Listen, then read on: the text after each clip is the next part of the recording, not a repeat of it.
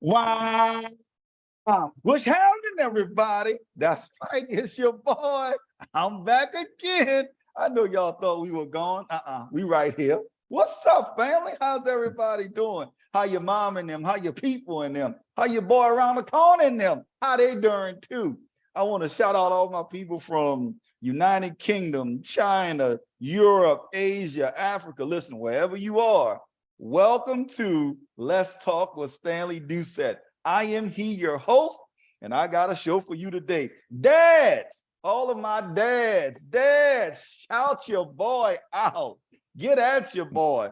Listen, all of the fathers out there, I want to give you guys love. Listen, it's not Father's Day in America, but I just want to give you guys some love today because we got a show for you that is absolutely incredible. I have one of the most powerful, influential people that I know on this actual planet with us today. It's his first time being on Let's Talk with Stanley Doucette, but trust me, it's not going to be his last. We got some things planned. We want to highlight some things. Y'all, listen, all I'm gonna do is say, y'all better buckle up for the next few times we get on this show together. Y'all better buckle up because we got some things that we coming and it's gonna be absolutely stupendous. I cannot wait. What's up, everybody? How's everybody? Thank y'all for all of the feedback, the love, and all of the wonderful things. I want to get into the show. I want to get into the show, but y'all know I got to do the commercials. Let's y'all ready for the commercials? Go to all of my social media platforms, LinkedIn, Twitter, Instagram, Facebook, and of course, y'all know YouTube. Go to YouTube, watch all of the crazy faces I make, do all of the crazy things I do. Y'all know what you do. Y'all know I'm a little throwed off. I ain't all the way wrapped tight all the time. So, I'm just trying to get it in where we fit in. Y'all know what we do. Listen, please go there, like, share, subscribe, follow, push out, whatever you want to do. But this is what I want you guys to do. Every father that's listening to this podcast, if you fathered a child, whether it's yours or not, if you're a daddy and you're taking care of somebody else's child, or somebody else's child is living with you, or it's your own child, listen, please make sure you get to all of your people to listen to this podcast because we're going to be doing something very, very special. And in this podcast, I want you guys to really, really get your crown today. I know a lot of times we hear all the different things about what fathers are not doing and how fathers are not doing this, and especially Black fathers. Y'all know we the scum of the earth. To some people, we just don't know nothing. But let me just share this with you guys. There are good fathers out there. I can promise you that. I'm one of them. My man on the phone is one of them, or I should say on the computer or on Instagram or Twitter, or wherever you at. He one of them. And there's a lot of great fathers out there. I don't want the narrative to be something negative. But today we're going to be talking about fathers matter. Yes, right. Fathers matter. Why do we matter? We had a say so in that creation, even though a lot of people think they did it on their own. No. We had a impact, and it wasn't a 2-minute nut either. We had an impact on that individual coming into this world, and we want to make sure that we begin to highlight that and take some of that negative stigma away from what we're not doing and put some positive things in what we are doing. So listen, I want to introduce you guys to my boy, my dog, my wine. Listen, some of you guys don't know him, but he's actually the author of Daddy, How Do I? He hails from Florida. I'm not gonna give y'all where because some of y'all know y'all gonna be trying to track the dude down and trying to holler and let's go on a date. We ain't getting into that. The good. Only one mistake he made in his life. He went to Jackson State. There you go. Actually, the Jackson State University. Yes. So listen, family, this is one of the most powerful brothers that I know. My big brother, we fraternity brothers. We do a lot of things together. We talk, we converse, we hold each other up. But most importantly, he is a dad and a father. He does not run for his responsibilities. He's a pastor. I call him a pastor, preacher, bishop, and everything in between. But y'all do me a favor and welcome to the podcast for the first time, but definitely not to the last time. My big brother, Matthew Bradford. What's up, Brad? What's up, man? My brother, I appreciate you being on, brother. I appreciate you allowing me to be here. You made a couple of errors. I'm far from a preacher. I don't know anybody in church that want me to be in their pulpit. But and although I live in South Florida, I hail from Mississippi, Laura, Oh, the Mississippi. SIP. That's right. Lord, that's right. Absolutely. That's Absolutely. right. Jones The County. Yes, sir. SIP. Yes, sir. I'm not gonna hold that Absolutely. against you. You done made another mistake. No, Hey, I'm just kidding. God knew what he was doing. He knew what he was doing. I am proud to be from Laura, Mississippi, brother. Trust me. Man, listen, man. So what's up, brother? Listen, I normally I would ask about you and you can put your bio in there, but I want to know, how did you decide to write this book? How do I, Daddy, how do I? Like, how did that come Yeah. about? Brother, I tell you, I had no aspirations to be an author, not at all. I kind of toyed about it here or there, but nothing significant. But I was actually sitting with my pastor during the pandemic, and we Okay. were literally just talking. Dr. Marcus Davidson here in Fort Lauderdale. We were just talking, and he had worked on a devotional book with his teenage daughter, and so she's a published author as well. So they worked together. He worked with her on publishing devotional, and I'm sitting there talking to him about it. I'm like, man, I should do something like that. With Maya. I mean, my daughter is 10, and we can talk about that throughout the conversation, of course. But then I thought about it. I'm like, well, I should do something about, she and I, a little story about she and I. And literally right there, as I'm talking to him, I took a pen and paper out and literally sketched the shell of this book, right? And it's taken a couple of years to kind of develop and put out, solely because of procrastination and not necessarily following through with what God gave me at the time. And so, but what happens when God gives you something, you literally have to get it out, whatever that is, because He will not leave you alone until you do. So until you get it out. Yeah. And so I didn't talk to my daughter about it initially, but I just started interviewing her. I started having conversations with her and asking her to kind of tell me about some cool, fun times we had together when she learned something from me.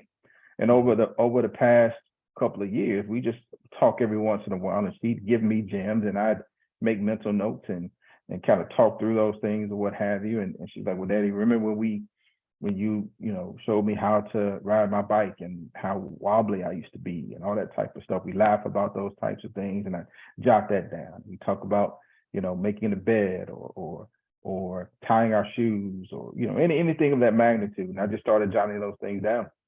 And it got to a point where I had enough for a book. Got a chance to, be put in contact with some people that would really help me develop that book. And I found a really positive, powerful illustrator, a young lady, Ashley Petit out of Miami. And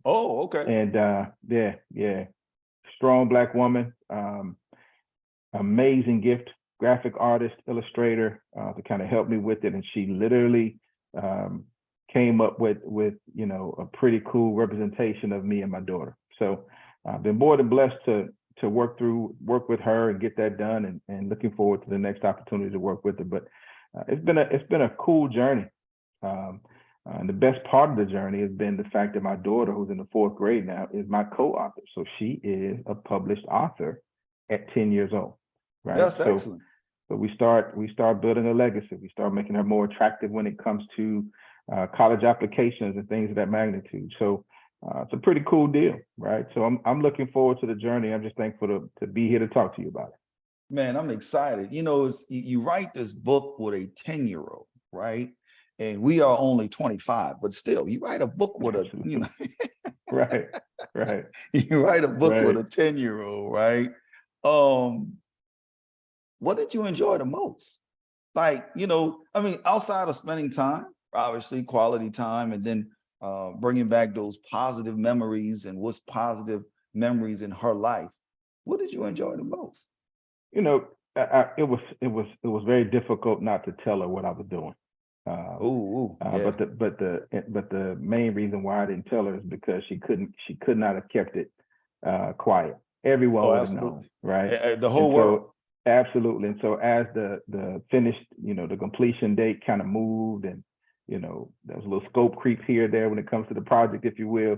There was no way possible I could have told her, right? Because she couldn't have kept it. So the cool part about it was the fact that we were having those conversations, and I'm getting feedback. But I think the best part to kind of narrow it down was actually working with the illustrator and having us come to life, right?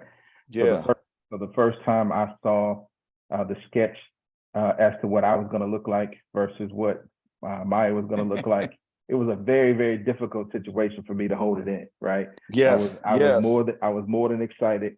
Bottom lip started jumping a little bit, right? Yeah, and I was ready to go, man. So that was a blessing to kind of see that, and she did a great job. She has, me looking a little svelte, if you will, right? And I appreciate that. She was spot on when it came to Maya. So just thankful, man. One thing I want to talk in the book is exquisite, very well written.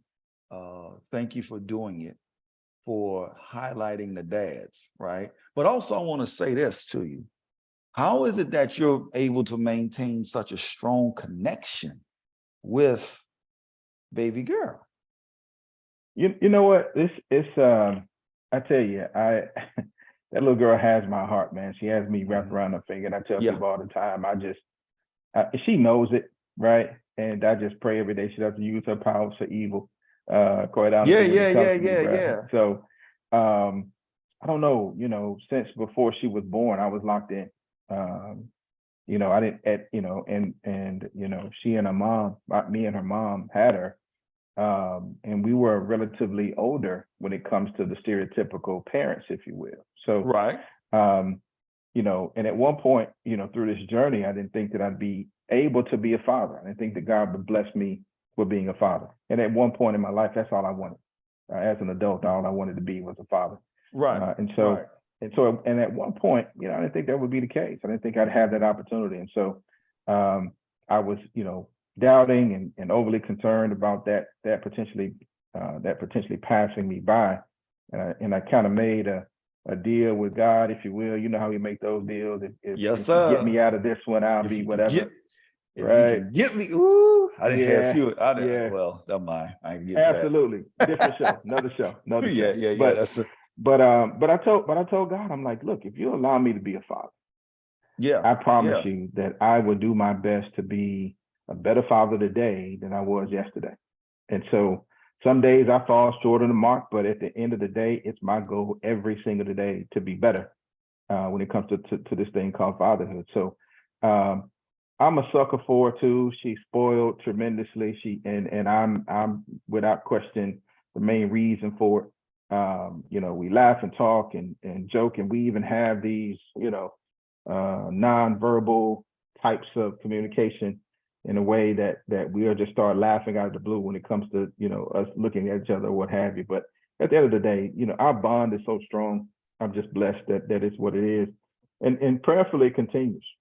Prayerfully, I can be the father that she wants to open up to. And at this point, she's getting to a point where there's certain things she may or may not want to talk to me about and all that type of stuff. But that's right. But, that's what girls do, of course, but as they grow up. But at the end of the day, my goal is to be there for her as much as I possibly can. Right. And no. And she knows that. And she knows that. Yeah, that's good, man. I have girls. I have all girls. Yeah. I have no guys except me running around the house.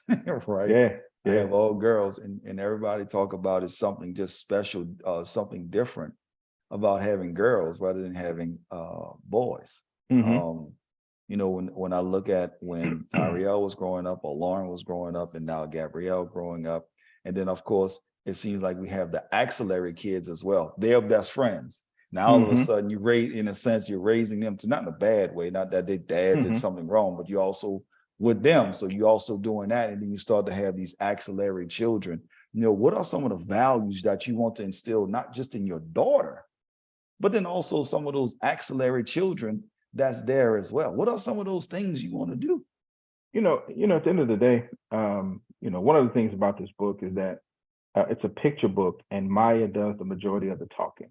right? Mm-hmm. And so I'll share a little bit of the synopsis of the book, and then I'll Okay. hopefully weave my answer into my statement.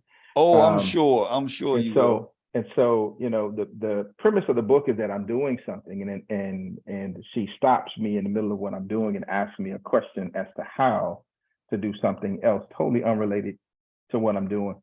And then the next scene, the next page, you see me showing her whatever it is she's asking me to do. Right. Right. So we go through, you know, brushing our teeth. You know, we go through, you know, tying our shoes, making our bed, doing laundry, learning how to sing, learning how to ride a bike, learning how to do a myriad of things, even learning how to pray. Right. And so, Mm. and so at the end of the day, you know, my goal, you know, when it comes to values is to show her versus just tell her. Right. Right. Right. And show her that, you know, even as I'm communicating, even as she sees me communicating with my parents, I'm still saying yes, ma'am, and no, sir.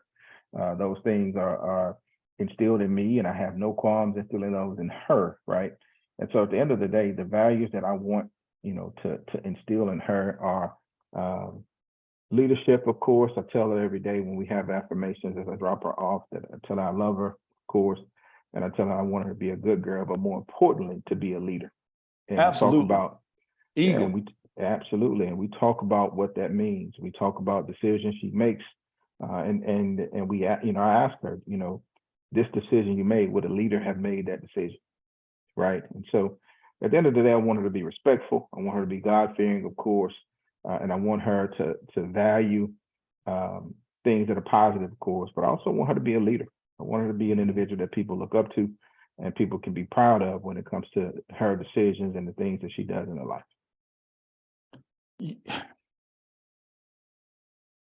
How did you see? You start talking about prayer, right? It Absolutely. brings me back to my grandmother, my mom. You know that. And I mean, family. We laugh a lot, but Matt and I are very close. I mean, we laugh and we do all of those things. Right. But so when you start talking about prayer, that brings me back to my grandmother and my mom, right? You talking about getting in, Right. you know, Right. they can pray a walk, they can pray the paint offs or something, right? Right. But Right. how now on the reverse? Because everybody in society used to that. In the Black community, most people are used to the woman teaching whoever how to pray. Now let's reverse that. How is it that you're teaching our precious 10-year-old Maya how to pray from a male perspective? At the end of the day, we better do that, right? Yes, sir. You touched on some things earlier, excuse me, about the fact that, you know, we want to show fathers in a better light. Well, you know, society doesn't do that for us. They don't do us any favors when it comes to that, right? So they do everything they possibly can from a stereotypical perspective to show us as being absentee fathers and deadbeat dads and if someone dads. absolutely all of those things, especially when it comes to a father being a co-parent, right? And so and I'm a co-parent. I'm not a single father in the least bit. Maya has a great mother, and we work together to do everything we possibly can when it comes to Maya, and making certain she's the best, you know, product of us that she can be. And so but I'll tell you this, you know, as a man, you better pray for your kids. You better do everything you possibly can to have them understanding in the who name God of is. Jesus. Absolutely, because society right now is totally different compared to what it was when we were growing up, and kids are exposed to so much more than what we were. Man, I tell you, at 10 years old, I look at her, and she's a phenomenal little girl. She's in a dual language program. She speaks Spanish fluently. She is a lover of math. She loves to dance and sing and all the things that a little 10-year-old girl loves to do. And you want to shield her as much as you possibly can from the ills of society. You want to kind of put her in a bubble and keep all harm from her. But we need more help than the mother and father as far as that goes. And God is the only way for us to have that opportunity to put another level of covering over her. And so as a man that is involved with his child's life, I better pray for her. I better hold her up to the Lord, if you will. I better put her in a situation where God is covering her more than what I could ever do. Because if not, I promise you, we don't want society raising our kids, and that is definitely not a good look. No, not at all. Not at all. You're talking about that though. We have challenges. We have Absolutely. challenges. You and I, Absolutely. we talk about it all the time, and it sounds like a Yeah. conversation we're Yeah. letting other people in on. But we have these challenges. Yeah. How are you, what is it that you're doing with these challenges? I should say face, what challenges, get my language right, did you face or do you face as a raising a young lady, a Black Yeah. female? What Absolutely. challenges are there? And then did you have any that specifically that you have to literally overcome? Because most people see us as a Black male, y'all don't know what you're doing. And Yeah. Yeah. once again, it goes to that stereotypical this. Yeah. I was thinking about some things the other day, and I was kind of reminiscing as to the early years as far as, me being a co-parent and how challenging it was just to get Maya ready for school every day, get me ready for work every day, get out on time, get to school and doing what we need to do, get to work, of course, and be back and do it all over again the next day. Yeah. And so I remember one time her mom was out of town for work, and I had to do Maya's hair for the first time to take her to school. Okay. Nah, it wasn't okay. It wasn't okay. It wasn't okay. I tell you, man, I prayed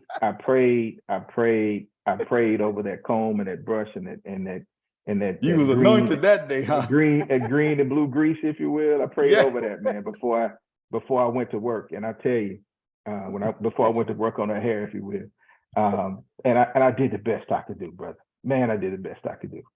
But when I took my daughter to preschool that day,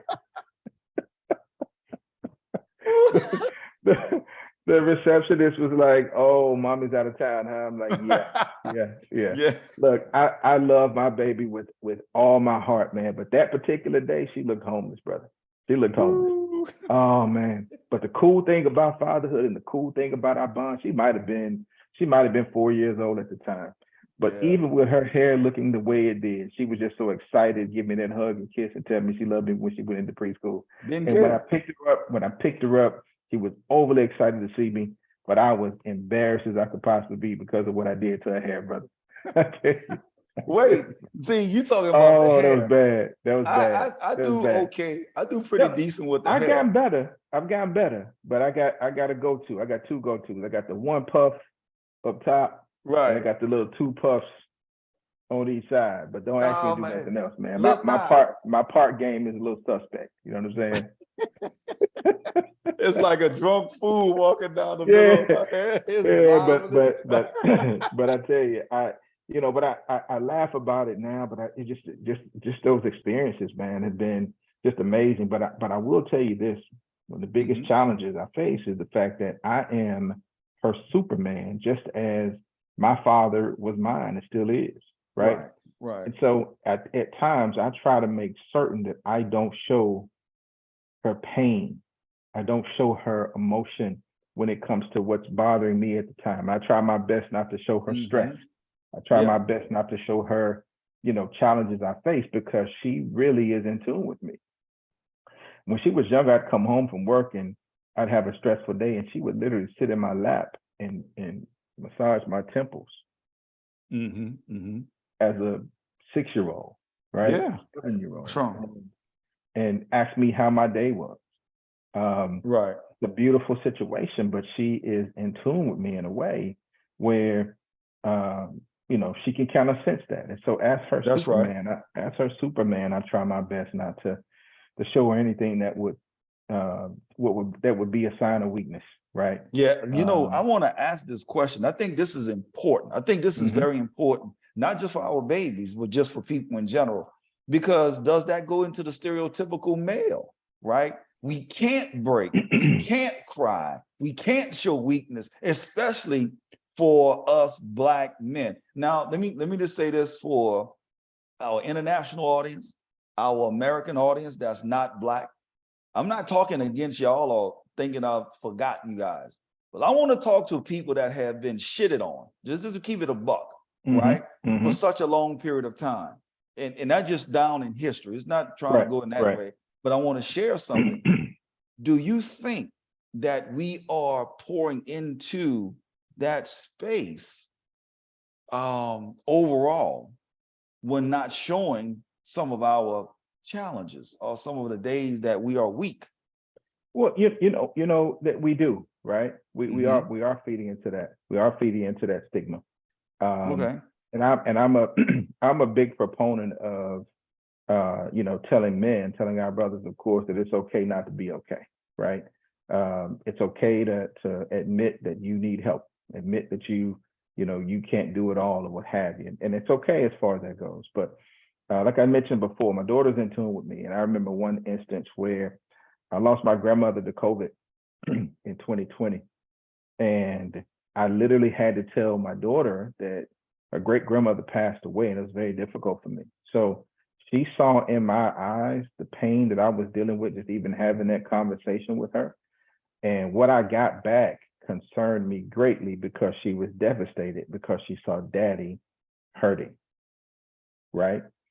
And so from that point on, I try to make certain that if I am, you know, challenged or have concerns or have issues or whatever, I just don't want her affected in that way, right?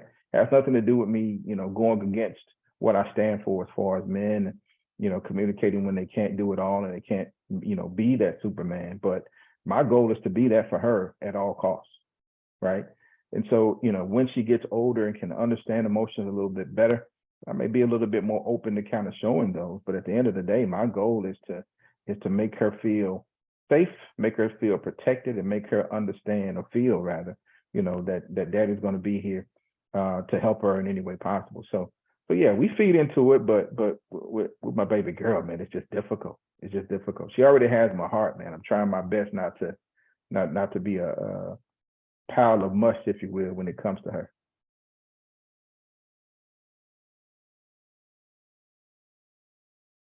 You muted.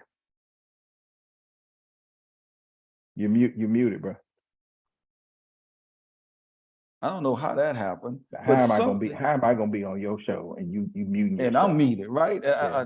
It's probably the computer saying you talk too much, right? Nah, it's all good. One of the things I want to dip into that and talk through that, right?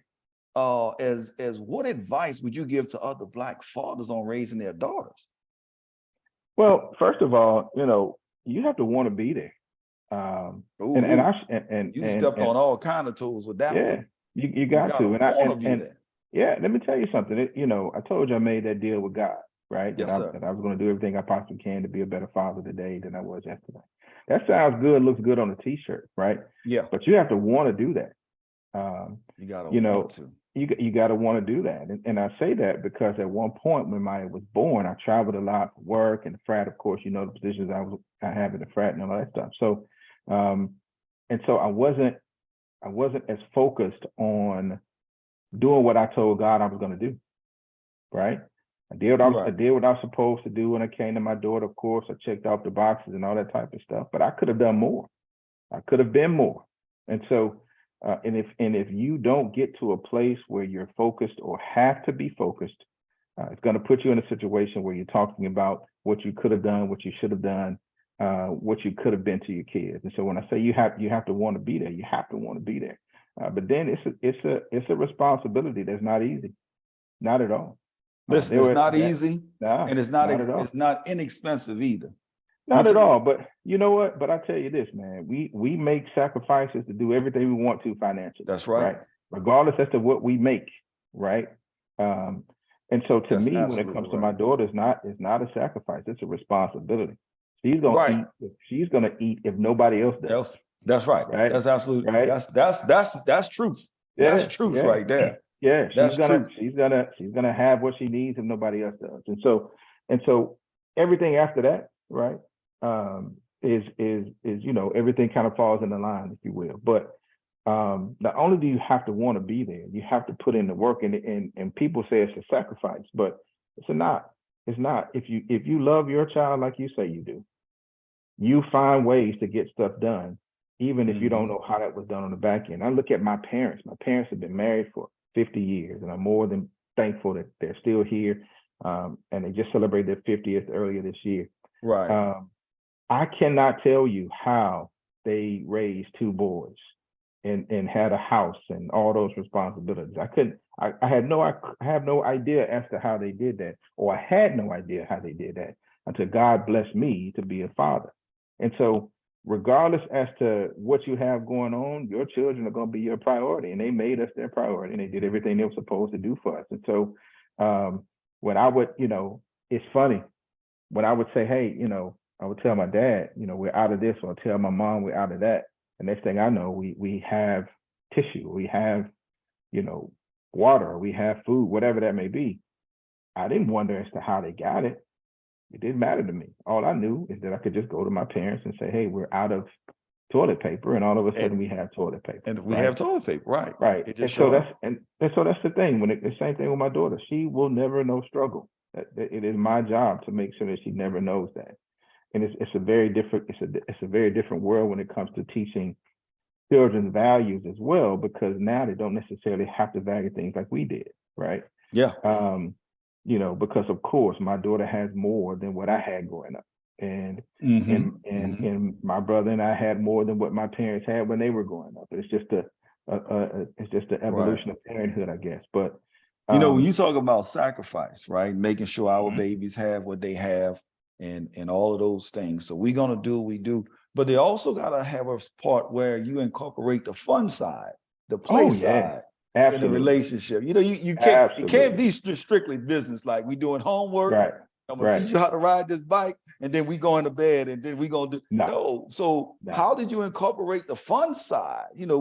My daughter and I, Gabrielle, as a matter of fact, Gabrielle, we play baseball in the house. So he got like this little stick, and he got this little ball, and I had this video. If I can find it, I'm gonna post it. And we were just playing in the room. And she hit a line drive and she hit me, right? Just boo.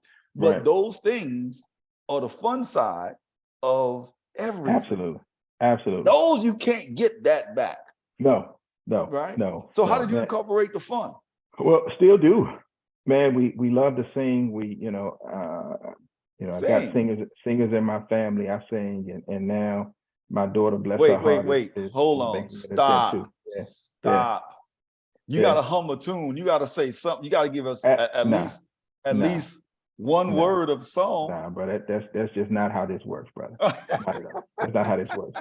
But just know I do sing, and I've recorded. So I'm not just joking that I sing, but I do. And she's trying, right? And so it's the cutest thing to hear her getting it in right now. Actually, she's preparing for a talent show that's happening later this month. So I'm helping her. We're practicing now. So we sing, we make up songs. We've been making up songs since she could talk, right? Right. Make up songs about random stuff, and it's just the funniest thing in the world. And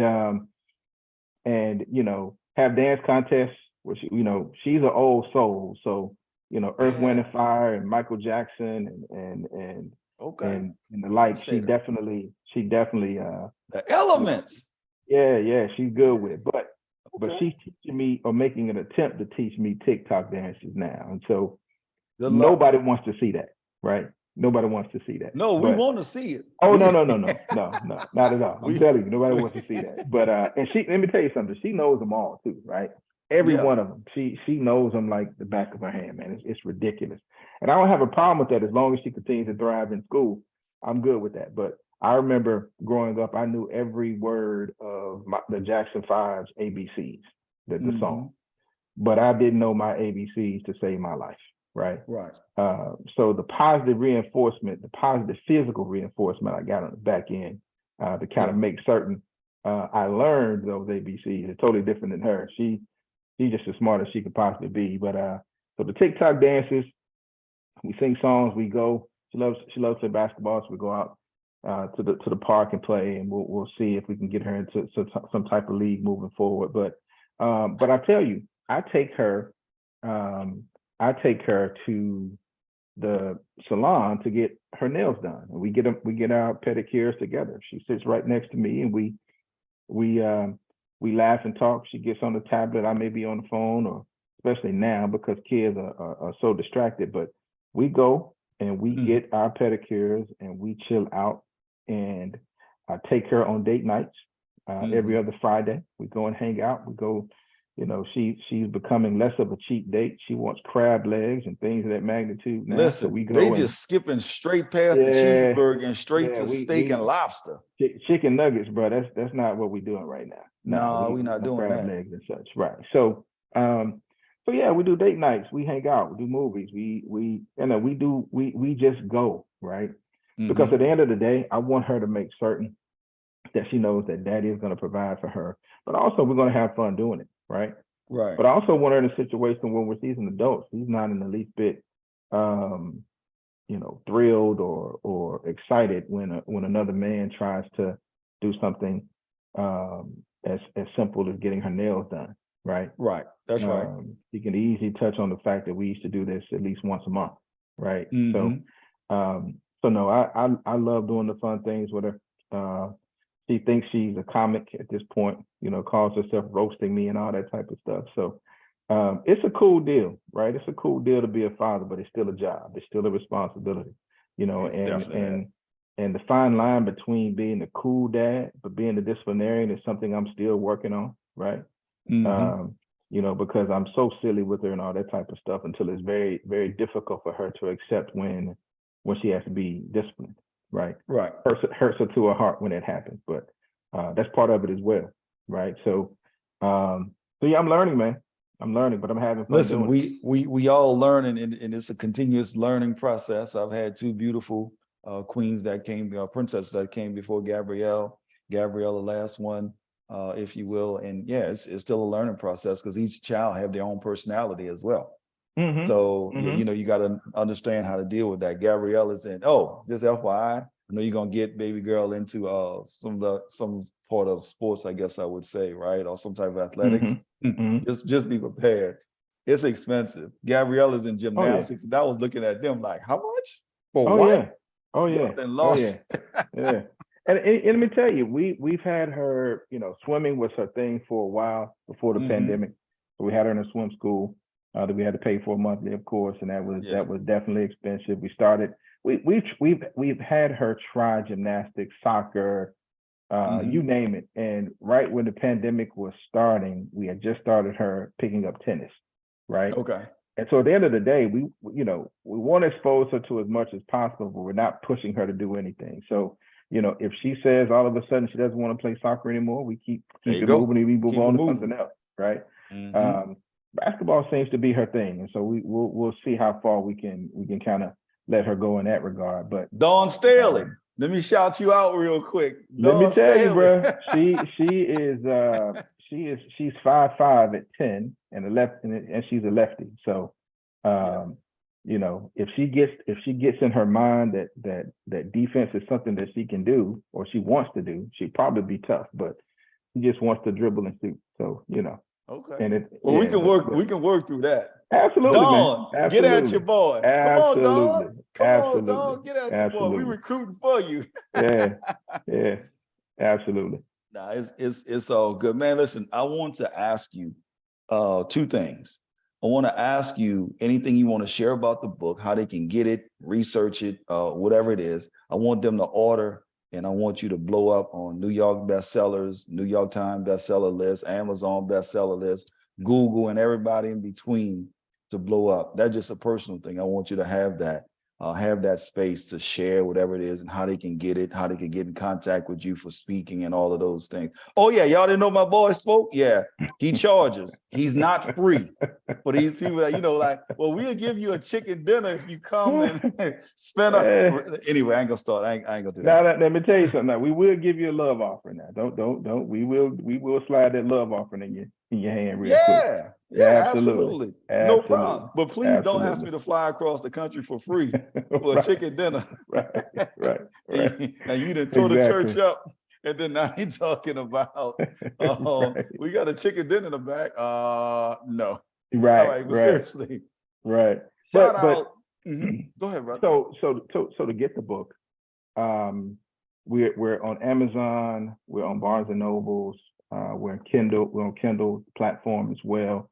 Walmart just picked us up on their e-commerce space as well. Again, the book is Daddy, How Do I? I created a publishing company for me and Maya. It's called mattandmayapublishing.com. If you want to go there, you can buy the book directly from us as authors, or you can go there and go to Amazon, Barnes and Nobles, and all the other platforms as well. But we'd love to have you get the book, share the book. We're trying our best to get into school districts as well, get in front of as many children as we possibly can, and we're self-published, and so that's a challenge in itself. But Big platforms like this and others are going to help us get into places that we normally can't get into, and so we're definitely thankful to you as far as that goes, bro. But you know, it's not necessarily about money, because as you know, in books, you're not going to break the bank as far as that goes, but it's more about the message, more about making certain that we spark the conversation or keep the conversation going when it comes to Black fathers, active Black dads, you know, putting them in high regard, if you will, those that are doing what we know that we are doing, because we're not unicorns. There's a lot of us out there, but we just don't necessarily get the notoriety that the negativity, you know, people take advantage of, rather from a negative perspective, when it comes to guys that aren't doing what they need to be doing. So I tell people all the time, this is an activity book. Maya learns life skills through daily activities with me, right?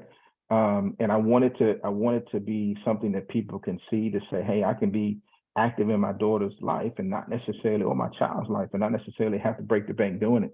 That's right. You know, we're sitting and eating ice cream, we're riding bikes, we're having a picnic, we're doing all these relatively free things, if you will, or low cost things. And in the process, our bond is growing. My daughter's learning something out of it, of course, and we're becoming stronger as a unit. And so I wanted to again to be an activity book for those that are wondering as to how they can, you know, do more things with their child, of course.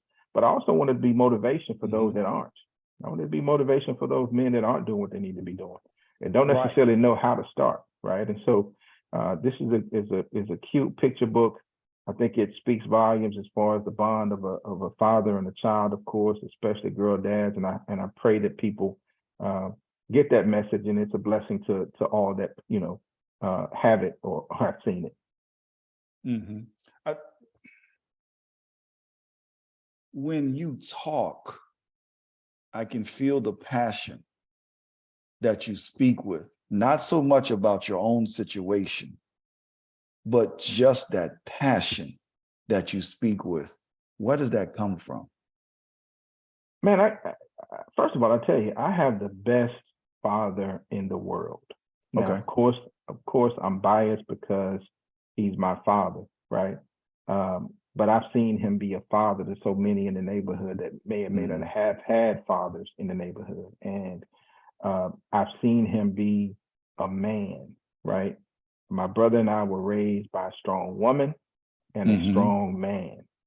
And I'm more than thankful when it comes to my parents, but man, my father is one that he lives the book, right? Okay. He lives what that book teaches. He lives what the Bible teaches. If I can be half the man he is at his age, I'll be killing society in a positive way. But it's a very, very difficult thing to see a man understand the Bible, but live it in the same breath. That's amazing to me. I'm nowhere near him. I'm nowhere near him, never professed to be.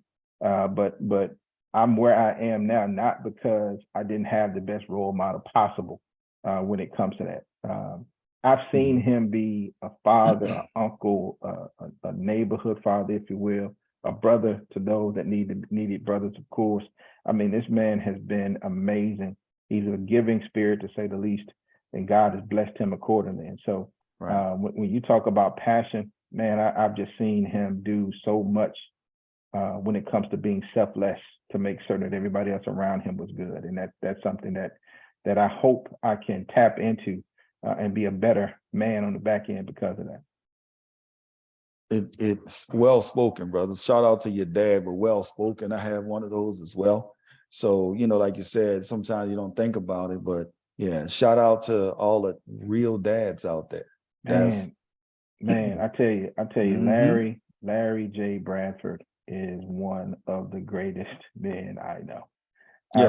Irene Bradford as my mother, my God. Mhm. God did something when he made those two. He did something, man. Shout out because of look what they produced in you, right? I've seen you perform. And I I say appreciate that, perform. brother. I I don't want to say appreciate it, brother. perform because you say perform, people are like, oh yeah, he's just no.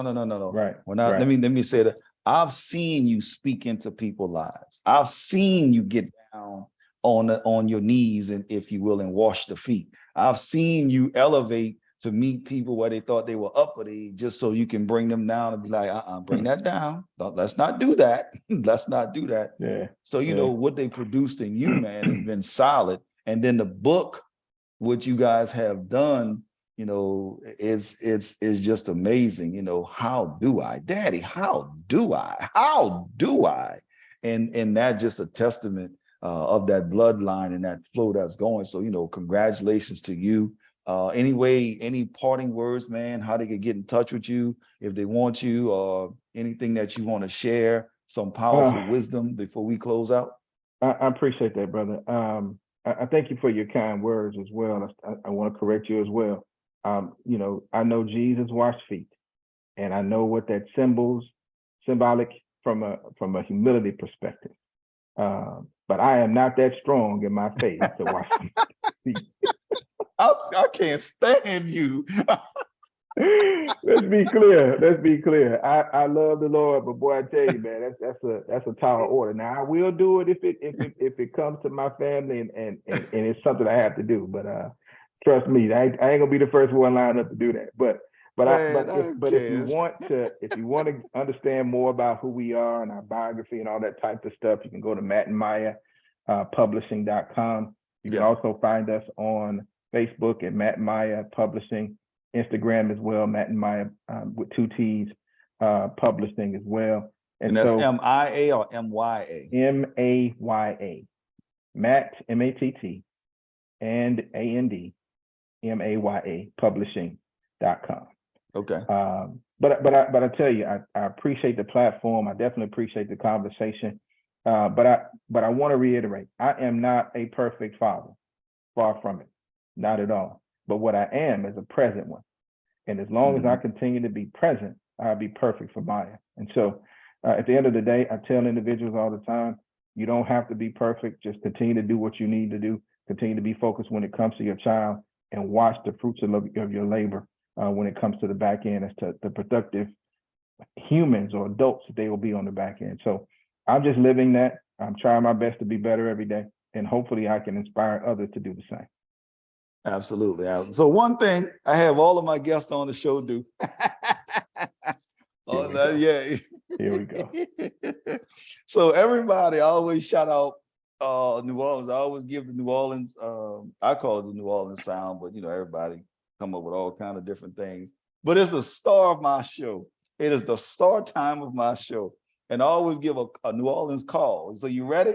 I'm gonna do it first. You do it behind me. You ready? It's nothing hard. God.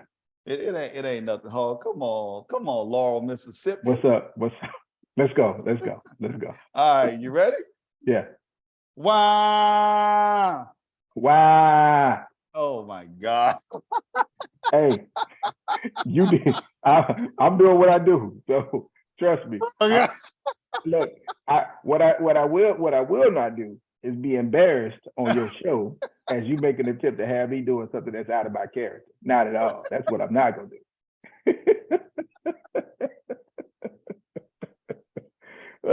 Look, New Orleans.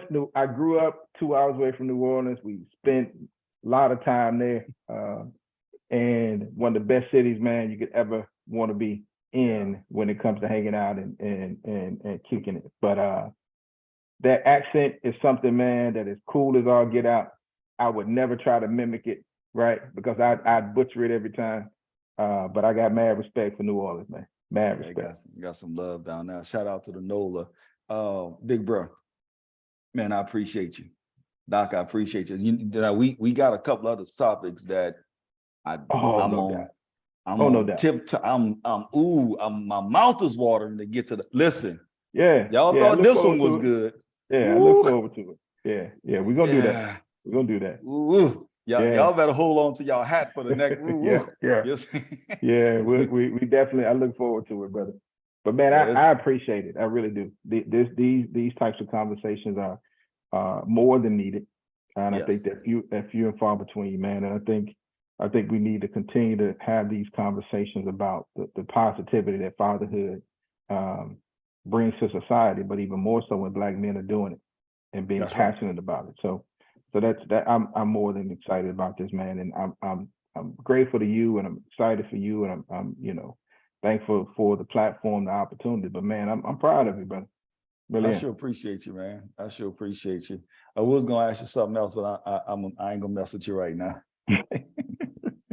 So let's get out of here. Be prepared for the answer, brother. Be prepared for the. Oh, that's why I was gonna ask you the question. It's all good, bro.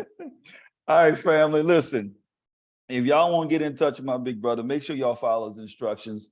Please, please, please go to his platforms, shout him out. Everybody go get the book.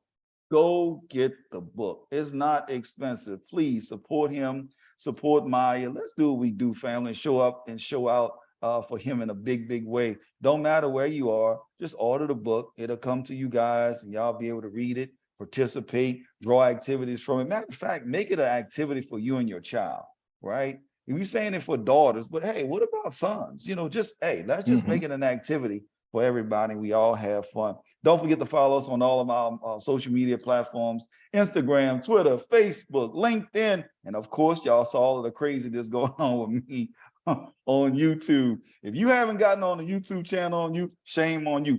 I have dropped a video. It's a 1 minute and 33-second video. It's a 1 minute and 33-second video about the in and on. And it talks about the mistakes some of us make in our Father's prayer, but it goes so much deep, and it's only 1 minute and 33 seconds. Go to YouTube, check it out. If you do that, just, hey, support us, like, share, subscribe, all of that other good things. Hit the notification bell, all of the stuff, blah, blah, blah. But I'm telling you, we are bringing something different on Let's Talk with Stanley Doucette. Matt gonna be back. I'm gonna be back. We all coming back. We gonna make some things happen in a magical way. If you want to get on the show, just hit us up on email. I think it's letstalkwithstanleyd@gmail.com. Shoot us an actual email. Hey, we got you. We got you. It doesn't matter what you're gonna talk about. As long as you're not gonna be disrespectful, we got you. So let's go to work. I love you guys. I'll see you guys on the beaches of the world. God bless. And we'll see y'all next week on Let's Talk with Stanley Doucette. We out.